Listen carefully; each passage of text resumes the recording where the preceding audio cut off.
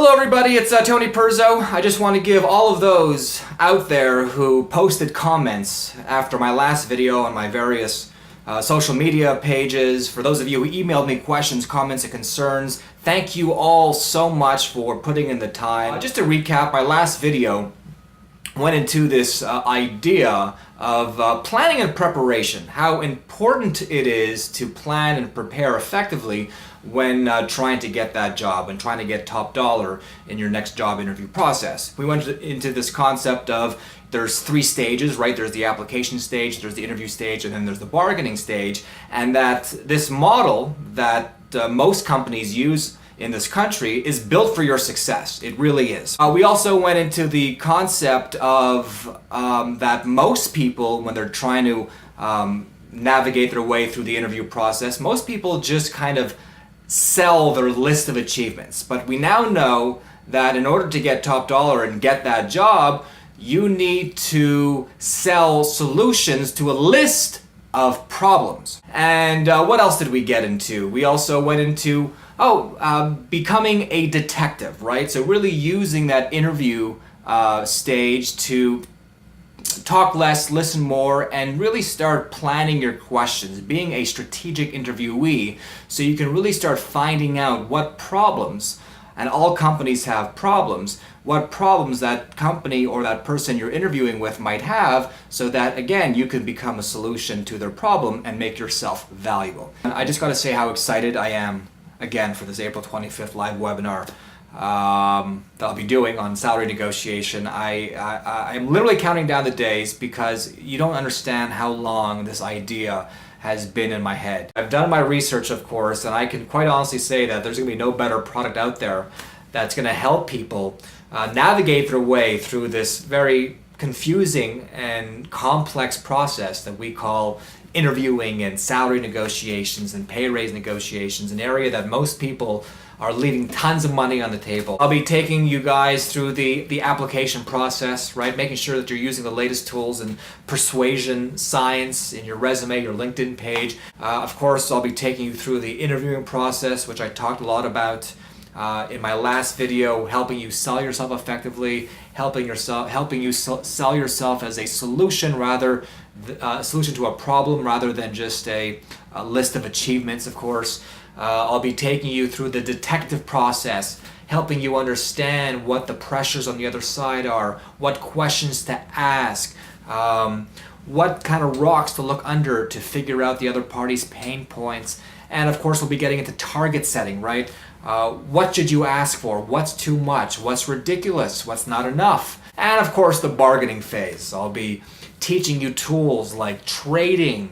And I'll be teaching you tools like not conceding first and being stingy and not with your concessions. And I'll be teaching you, of course, anchoring when you're talking numbers, and a lot of tried, tested, and true tactics and strategies that have been used since the beginning of time that need to be used in all these various types of bargaining situation. Okay, so look at this graph now on the screen. This graph shows the base salaries and signing bonuses that were offered to 250 graduate students who are about to enter into the workforce, okay? 60% of these graduate students who partook in this experiment decided to negotiate these base salaries and signing bonuses, meaning 40% of these students basically said, I'll take it, okay? Also, 62% of these students who partook in this experiment had never negotiated a job offer before.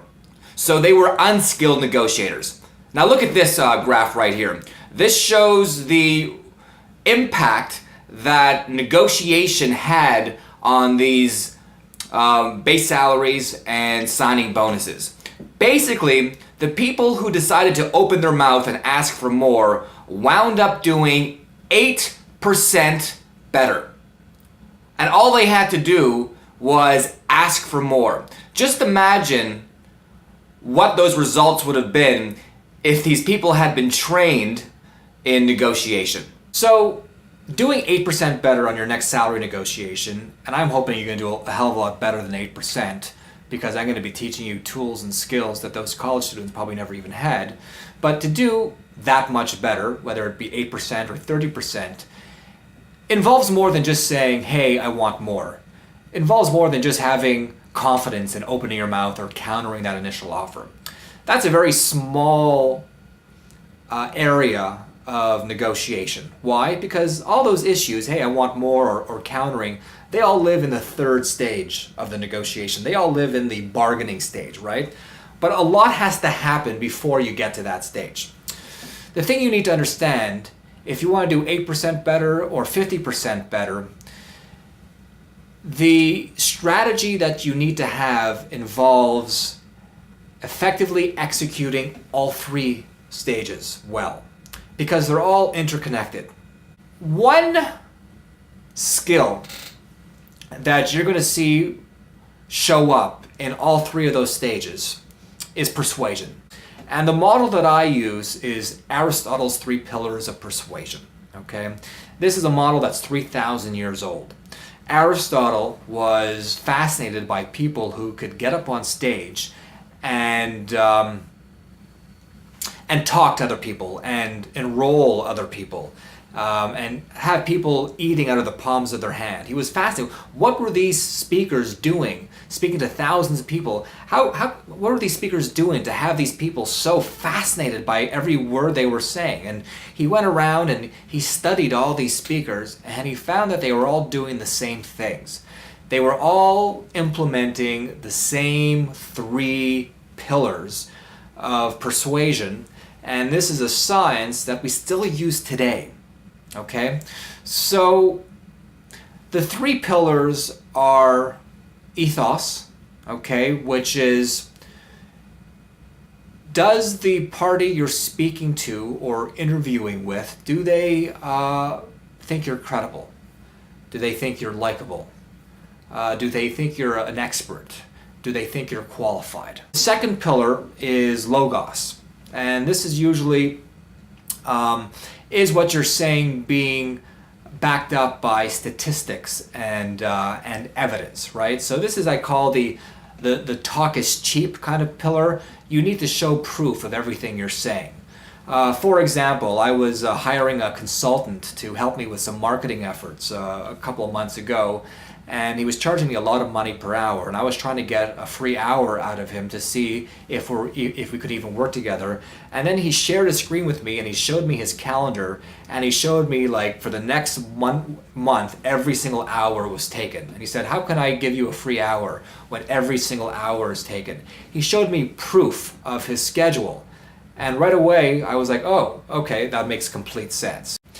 And then the third pillar is pathos, which is, are you creating an emotional reaction in the other party? Whenever we see commercials of starving kids in Africa, those visuals are creating an emotional reaction in us, and we want to start giving money to help. When you're interviewing for a job, chances are you are going to be competing against a lot of other applicants who have ethos, credibility. That's the reason why they're being interviewed. That's the reason why they're your competition. They have the achievements. They have the letters after their name. They have the histories. So that's not what you're going to be able to use to differentiate yourself. So it comes down to logos and it comes down to pathos, okay? That's how you'll be able to separate yourself. So this first tip I'm going to give you has to do with this concept of logos, right? One of the pillars of persuasion that Aristotle created. And a lot of people, when they're trying to sell themselves or promote themselves, whether it be on their resume, their LinkedIn page, or even in a face-to-face interview, a lot of people tend to be very vague in the way they promote themselves. So one way you can be a lot more persuasive on your resume or in a face-to-face interview or on your LinkedIn page is to start using numbers to describe your accomplishments. So for example, instead of saying, listen, I managed a large group of people, or a large team of people at my last company saying I managed a team of 47 people is a lot more persuasive. Or saying I have a very successful blog with many viewers is not very persuasive, but saying I have a very successful blog with 37,000 viewers, of course, is a lot more persuasive. So start going through your resume and your LinkedIn page and start giving these facts that you're stating, start quantifying them and giving them numbers. Okay, so this next tip that I'm going to give you has to do with the anchoring principle and the rule of 7, which is another persuasion tactic, okay? And this tip has to do with your resumes and your LinkedIn profiles. So it's very important that you begin using anchoring statements, phrases, and words in your resume and your LinkedIn profiles that are going to subliminally affect the person who's reading them. For example, so let's say you're applying for a marketing job. So you need to go to your dictionary and online, right, and type in marketing synonyms, and you're going to see a whole list of different words. And I'm just going off the top of my head, but I would guess that synonyms of marketing are, advertising, promoting, broadcasting might be synonyms. And you want to start using those words throughout your resume and LinkedIn profile. At least 7 times you want to place those synonyms at different spots within your resume and LinkedIn profile, because someone needs to see a word or needs to see something 7 times before it starts becoming ingrained in their psyche. So if you're using words that are synonymous with marketing, you're going to start subliminally anchoring that person into believing that you are best suited for this position.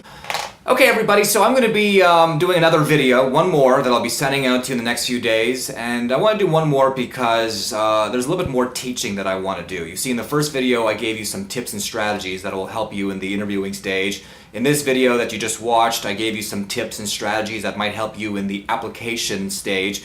And the next video I want to give you some tips and strategies that would help you in the bargaining stage, the actual talking numbers and the negotiating numbers stage, okay? Alright, I just want to thank you all for watching this video, and like last time, if there's any questions, comments, or concerns, please send them my way. You don't understand how valuable your feedback is, so if this is a social media post, please post those comments in the comments area of this post, and if this is an email, you can post your comments on my Facebook page, www.facebook.com/Tony Perzo, or just email me directly if you want to be private about it, not a problem. Thanks again everybody, and I'll see you in the next video.